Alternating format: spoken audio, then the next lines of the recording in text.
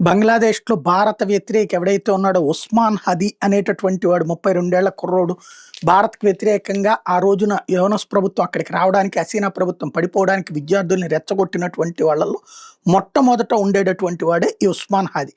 వాడిని గుర్తు తెలియని వ్యక్తులు కాల్చటం, ఆ పైన అతన్ని కాపాడటానికంటూ సింగపూర్‌కి కూడా తీసుకువెళ్ళటం, తర్వాతన అతను మాత్రం ప్రాణాలు కోల్పోవడం ఇదంతా చూసాం. అయితే ఇప్పుడు ఈ అంశంలో ఒక కీలకమైన వ్యవహారం వెలుగులోకొచ్చింది.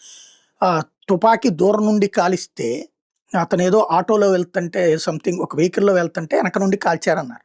కాలిస్తే ఈపులో నుంచి పోవాలా? లేకపోతే గనక ఆహ్, వెనక నుంచి ఏదన్నా తగలాలి. కానీ అతని తలలో గుండు ఉంది అన్నటువంటి విషయం ఇప్పుడు తాజాగా తేలింది.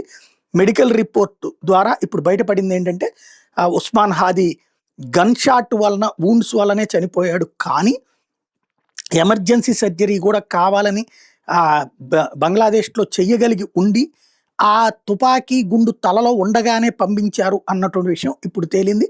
దాంతో ఇప్పుడు ఇది కాస్త ప్రభుత్వ స్పాన్సర్డ్ హత్య అన్నటువంటి చర్చ నడుస్తోంది.